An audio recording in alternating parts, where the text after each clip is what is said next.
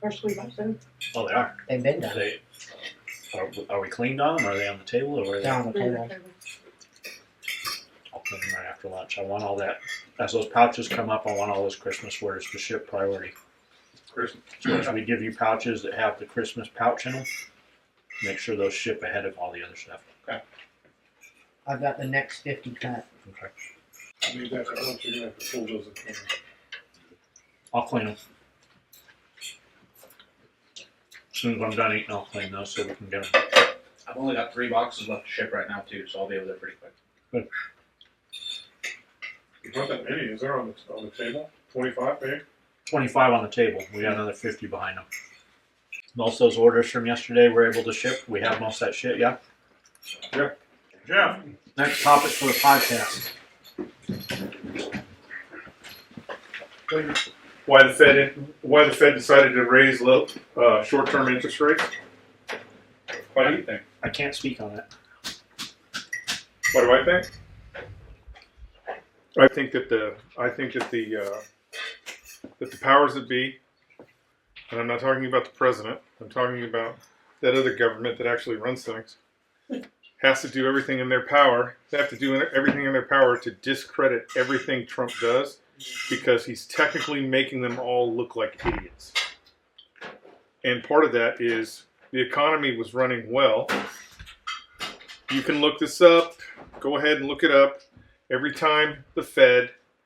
single time the Fed has raised short-term interest rates, the economy has slowed down. So there's only one reason for the Fed to do that, to make Yep, slow the roll. slow the roll, right? It's just like all the Democrats who right now are all up in arms about us pulling out of Afghanistan and Iraq. What? That's crazy. 6 months ago you'd have been all for it if it would have been Barack Obama. But now that it's Trump, this is an issue. It's that secret government that is fucking trying to do everything to discredit him. You think Deep state, gray state. Yeah, the deep state. I mean, if you just close your eyes, and not look at Twitter, and you think about every piece of legislation that Trump has put forth or signed, a lot of it's been very liberal.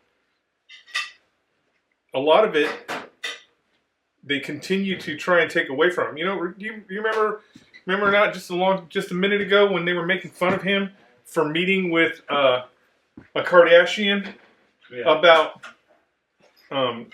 sentencing reform? Yep. Everybody was making fun of him. Everybody was making fun of him. Sentencing reform got signed. It got signed into law. By the way, Donald Trump signed that. And guess what? When they signed sentencing reform into law, they didn't mention his name once. They didn't mention Trump? Nope. Who did they mention? How glorious it was that the Congress had come together and made this possible. That Congress is so swell. So, look, don't get me wrong, I think Trump is a fucking raving lunatic, but so far everything he's done about for America is for America. Why are we still in Syria? The whole idea of us going to Syria was to destroy the caliphate that they had created in that part of the world.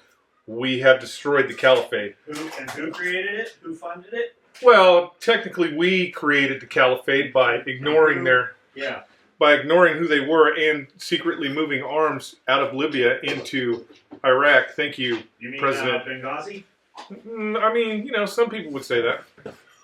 It's just like everybody's open. All these, you think about the same liberals that are running around with their hair on fire about this reporter that the Saudi Arabians killed. Did not say one thing when the ambassador of the United States was killed in Syria.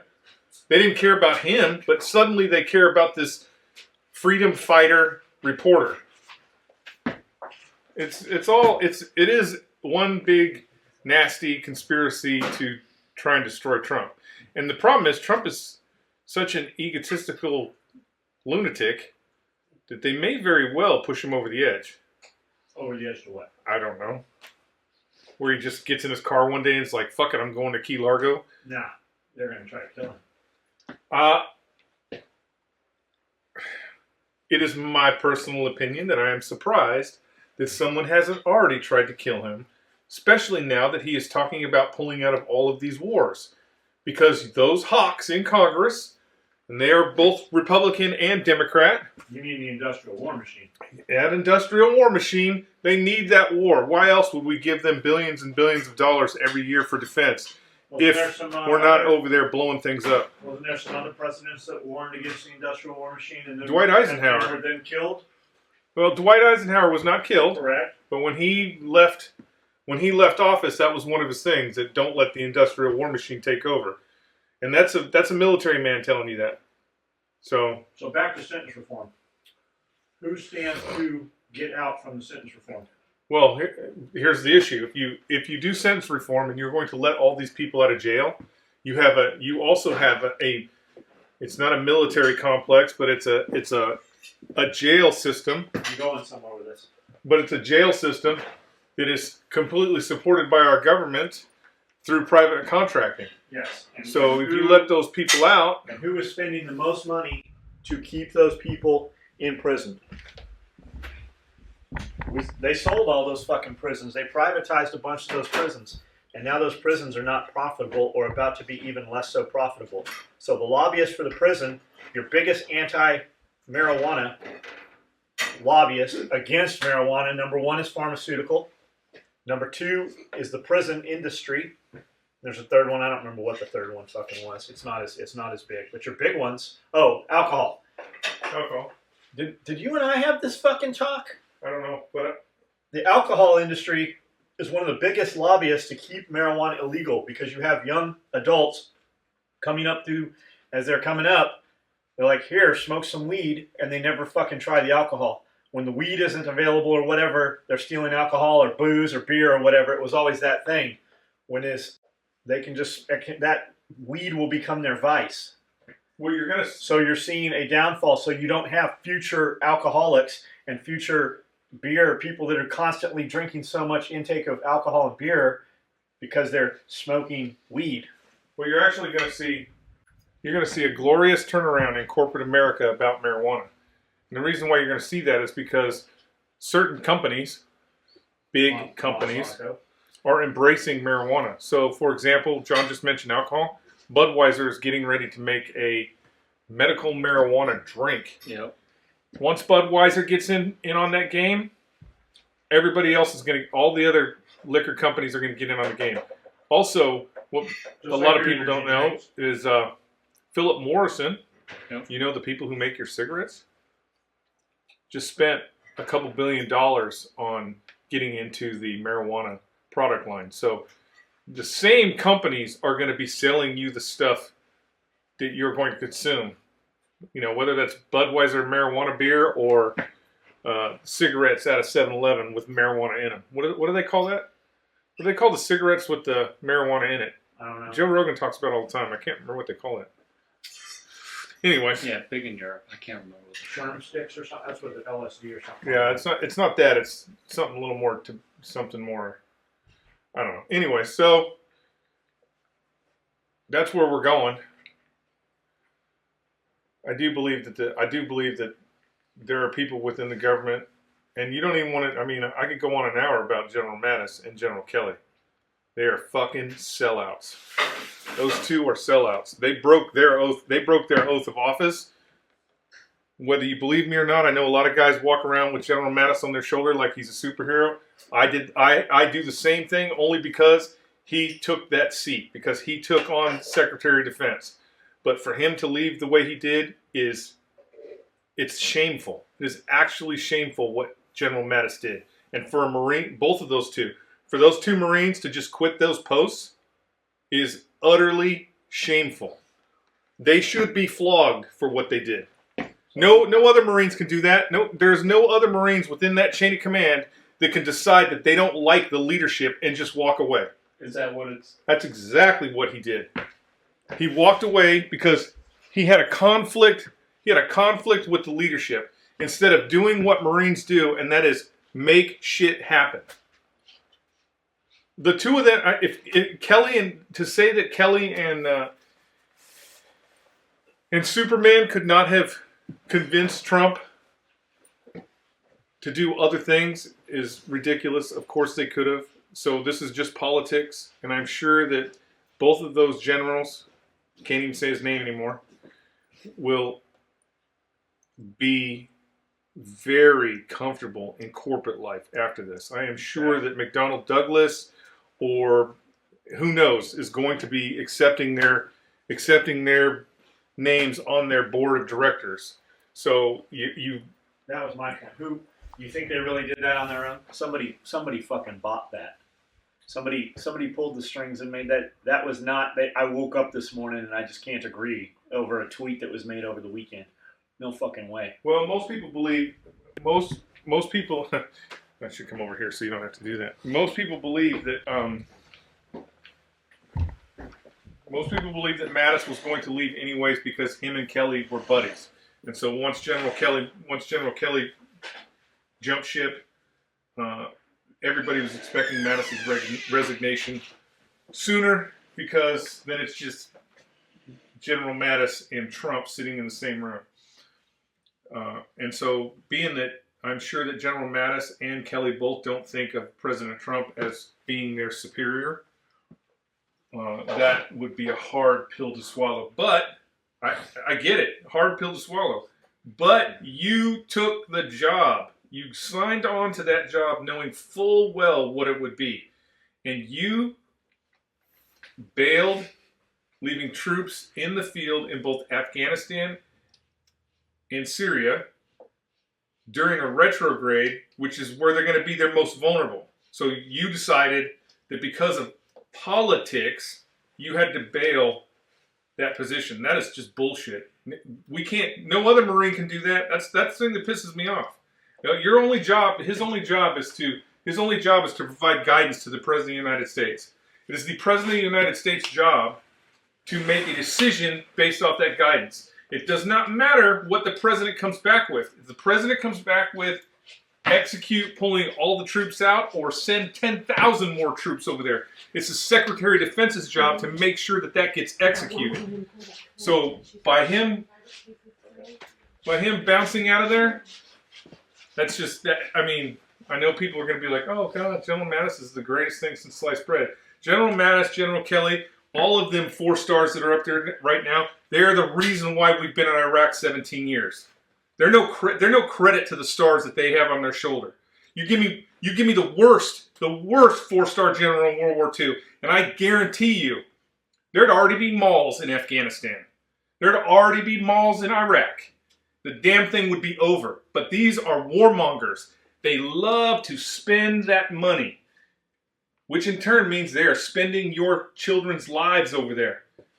Both of those conflicts, there is no reason why we are still anywhere in those theaters of operation. No reason whatsoever. Except for politics and money.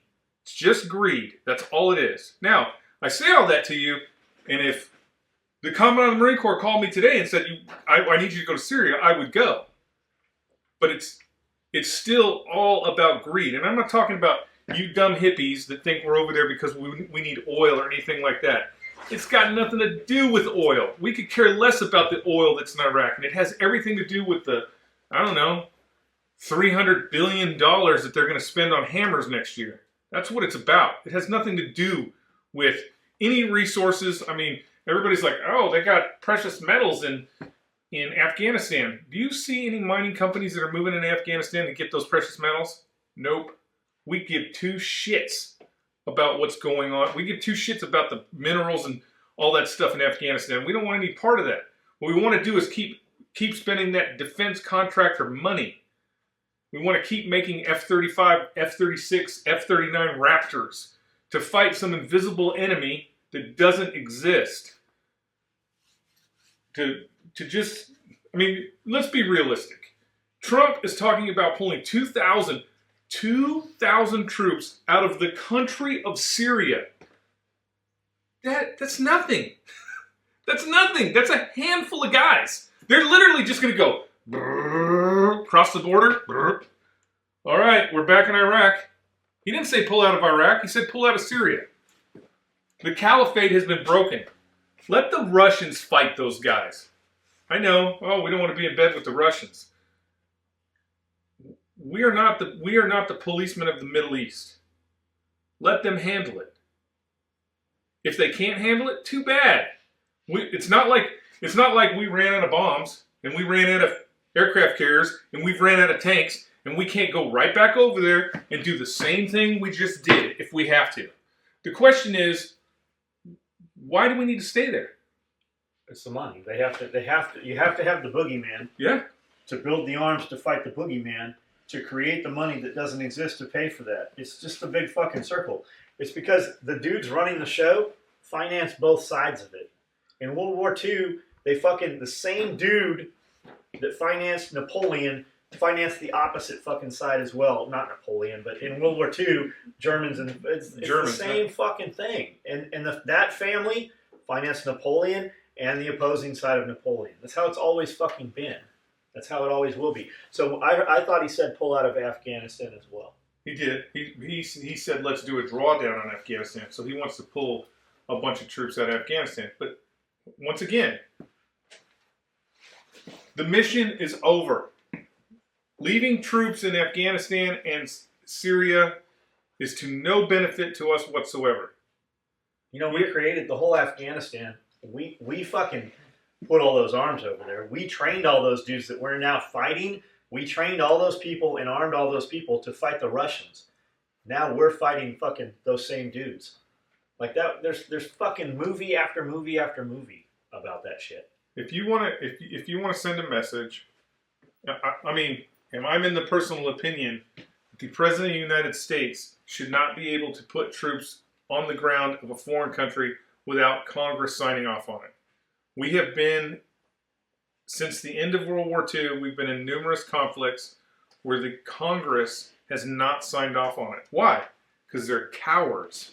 They don't want to put their name on it. Yet they're willing to send Americans all the way around the world to be killed and to kill other people, and then lift their nose at those soldiers about, oh my God, I can't believe you blew up a school, or I can't believe you killed some babies. That's war. That's what you have to sign off on. The reason why we are still in these conflicts all around the world, the reason why the Russians even think they can poke at us, is because we have a government system that is unwilling to let the military do what they need to do. If you told the Commandant of the Marine Corps, go into Afghanistan with the 1st and 2nd Marine Division, no one comes home until it's over. 6 months. 6 months. The Afghanis would be begging us to leave, and they'd be waving flags. They'd be waving American flags wherever we go. Because you kill everyone until one person is allowed to stand up and go, hey, we quit. We don't want to deal with this shit anymore. As long as you're willing to do that, then you will never have to fight. All these bullshit wars that we keep getting into, it's because we half-ass it. We keep half-assing it. You send guys over to Iraq, to be there for 8 months rotation.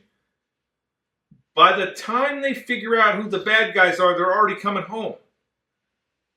It's ridiculous. These people are fucking warmongers, and all they want to do is keep American presence all over the world just so they can have some fucking chart at the damn in Congress and go, oh look, this is where we have troops all over the world, and this is how Northrop Grumman is going to spend all this money. We spend more money. We have about. So I want you to think about this. There's 2,000 guys in Syria. There's 14,000 guys in Afghanistan. Okay? 14 guys in Afghanistan, or 14,000 in Afghanistan, 2,000 in Iraq. At the height of the Iraq War, we had 100,000 troops fighting between Afghanistan and Iraq. 100,000 troops out there fighting. The Defense Department budget has tripled since then. They are spending more money now with a god-awful less amount of troops in theater. How is that even possible? It's because of graft and keeping this fucking industrial military machine going. Where do you think Saudi Arabia gets all their bombs? They don't make Saudi Arabia don't manufacture any bombs. Saudi Arabia doesn't manufacture any F-15 Eagles. Saudi Arabia doesn't manufacture any Cobra helicopters or any Apache helicopters. What's the new super city they just built in Saudi Arabia? The one world government shit. Oh, I don't know what the name of that is. It's fucking crazy. Like you should look that up on YouTube. Watch some videos on that shit. We build all that shit and we sell it to those people so they can bomb Yemen. We started the war in Yemen. I get it. I know there's gonna be a bunch of you that are gonna jump out of the weeds and be like, "Oh my God, they're terrorists over there. I can't believe you would not let the Saudis kill all those terrorists." They weren't. Go back and look. We started bombing weddings. The first major drone strike in that country was a wedding. We blew up a wedding. And no, the government didn't come out and go, "Oh shit, Asr Lababubu was in there. He's the greatest terrorist the world has ever seen." No, you know what the government came out and said? "Oh, we're sorry. We bombed the wrong place." Because we needed to create a boogeyman. And the best way to create a boogeyman is to go out and kill all their fucking women and children. Easiest way to do it is with a drone strike. Because for whatever reason, if me as a Marine, if I take a hand grenade and I open this door, I throw a hand grenade out that door, and I kill 4 women and 2 children, I am going to have to go before a tribunal, and I'm going to be charged with war crimes. And hung. Charged with war crimes. Hung or shot or... I'm going to go to jail. But if the President of the United States pushes the button and a missile flies into some church and blows that church up, all he has to do is go, "Oh, we're sorry, it was just wrong intel." Or, "We're sorry, we didn't really mean to blow the church up." When the reality is, those aircraft do not fly to targets they don't want to hit, and those missiles do not fly into buildings they don't want to blow up. Everything they do is calculated on purpose. If the President of the United States is going off his kill list, that kill list has been vetted 100 times. It's been vetted 100 times. By the time the President looks at that kill list and goes, "Oh, yeah, Abby Dunbar, Tennessee, yeah, we got to get her." There is 100 people that have looked at that and went, yeah,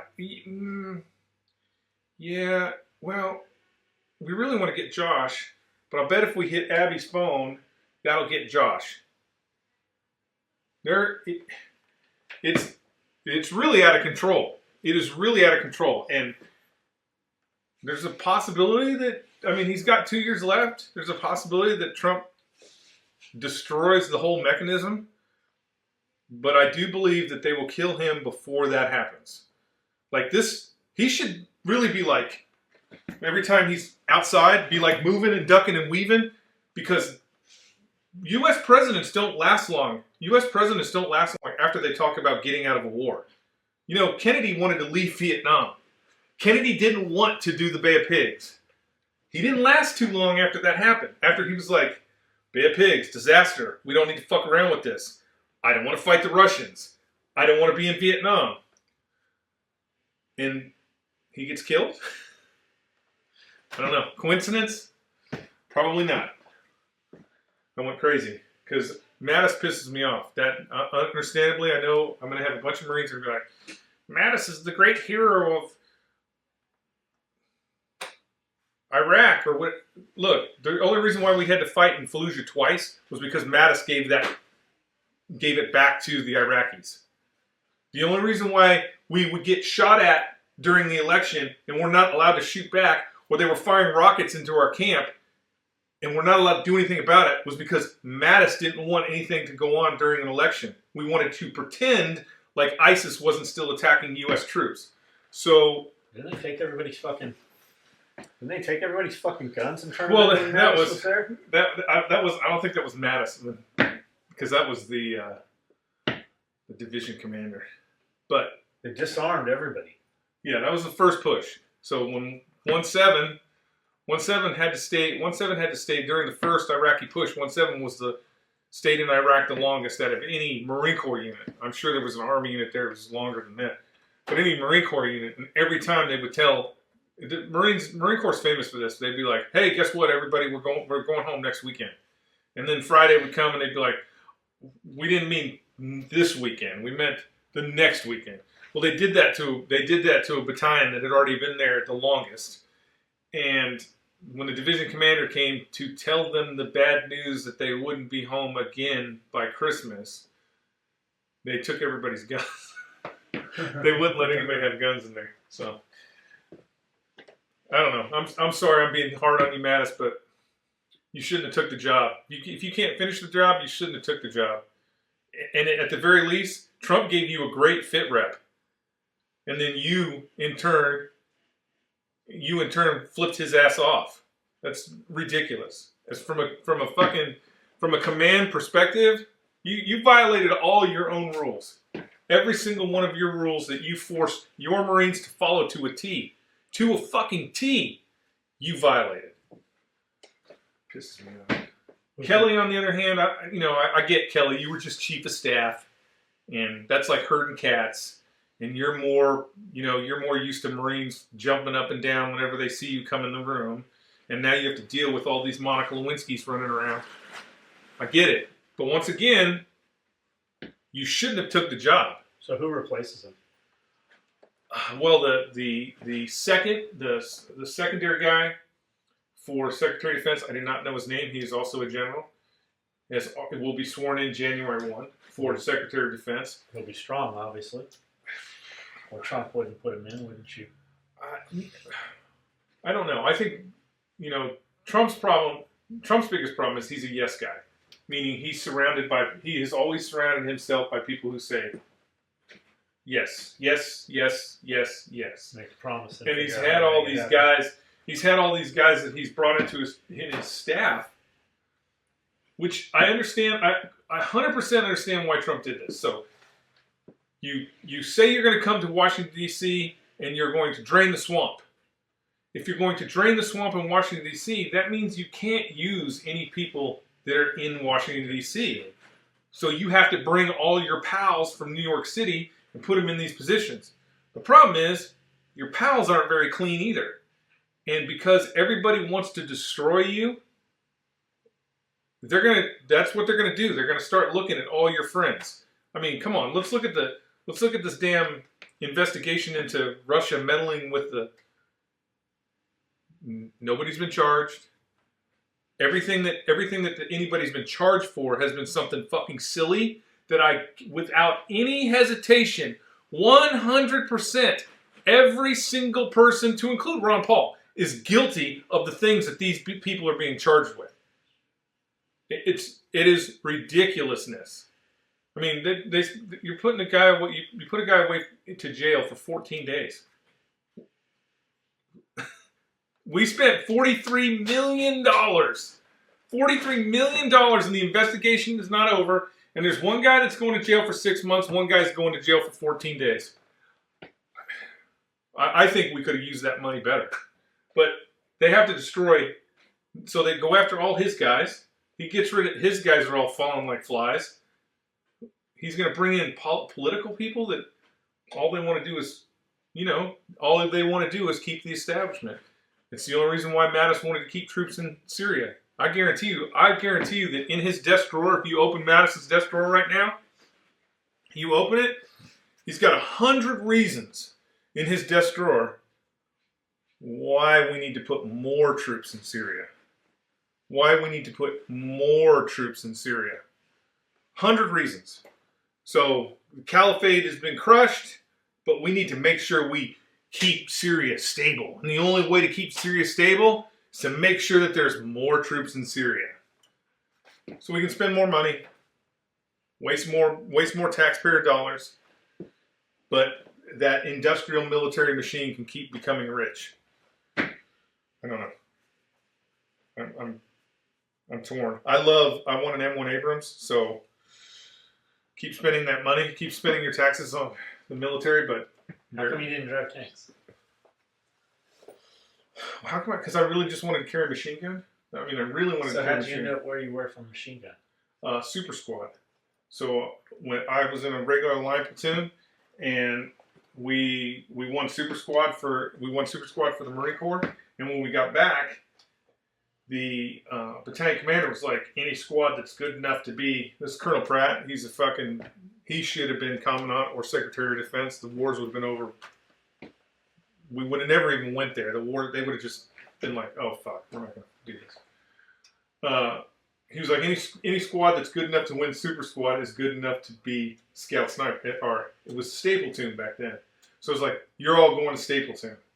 So automatically, boom, you're a sniper? Or No, you're eligible now to go to Indoc? Yeah, we were eligible now to go to the platoon and Indoc. And then when we got there, they were like, there was, probably half the squad was like, yeah, this is not what I want to do. I mean, even I was like, because the criteria to be a Scout Sniper was a lot different then, or to even be in the platoon.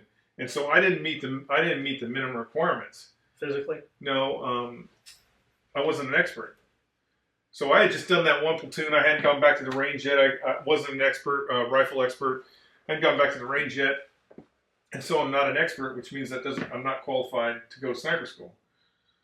So I'm like, I'm out. Chris wanted to stay. Hey, Hayes, Golden Boy Chris Hayes, he wanted to stay, so be a superhero. And I'm like, well, I'm out. And so I'm like, I'm leaving. And then the platoon, he wasn't a platoon commander. He was the warrant officer in charge of the S2 shop. He's like, oh no. He goes, we got scouts. We got scouts. You can still carry the saw. You can be the wingman. And you can be the wingman. You're out there doing all the reconnaissance stuff. And they had a whole list of things that the scout would be doing. And I'm like, okay, scout, that sounds good. And then literally the next week, they're like, all right, everybody's going to sniper Indoc over at regiment. So much for scout. And that's how it happened.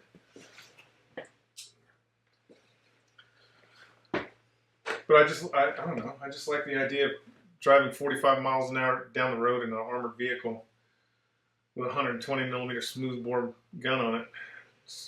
Sounds so nice. So if you could go back, would you have gone tank? No, I wouldn't have gone tanks. No, there is literally no better job. F-18 pilot might be cool. How come you never went to ninja school? But you're still an officer, so that's a problem. How come you never went to the other side?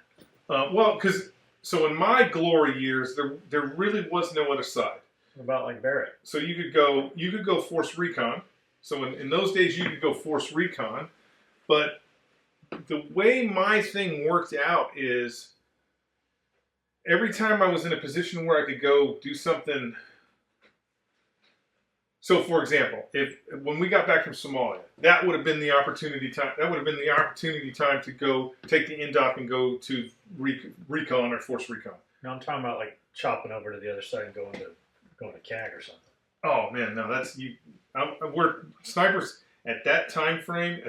In those days, snipers were too low on the food chain. Well, we know two guys that have done that. Yeah, but they did it from afterwards. Yeah, they did it from They did it from either force recon or they did it from what's it called? How's that work? Do you put your paperwork out and go, I want to be a CIA fucking ninja, or do they come and scout you? They come and scout you. They come and scout you. Except the guy that was the communicator that went. I don't know how he got the job. They didn't scout him. They just because he stayed Marine Corps, so he went and operated on the dark side, and then came back, which had to be that had to be the biggest letdown ever. To go do 4 years with guys, they got the best equipment, best support, best everything, and then you come back to the Marine Corps and they're like, "Here's your steel helmet." I mean, it had to have been a major letdown. The guy that went and actually retired from, I don't think he could have came back to the Marine Corps. If they had said, "Hey, guess what, Master Sergeant, you need to come back." I guess he retired the first time, but you need to come back to the Marine Corps from where he was at. There's no fucking way. He would have not. He would have been. He was almost so kicked out of the Marine Corps. He was almost fucking dudes up. Yeah, in the normal Marine Corps, much less fucking come back to the normal. Yeah, Marine Corps. when you're kicking dudes off your bus and And you're shit. kicking dudes off your bus that are full colonels, and you're just a fucking staff sergeant. You're not riding on my bus. You're not riding on my bus, but it was one. I will say it was one hell of a way to get out of Ranger School, to go to the Army of Northern Virginia. Oh shit. All right. On Yeah. that note, turn that shit Yeah, off. turn it off.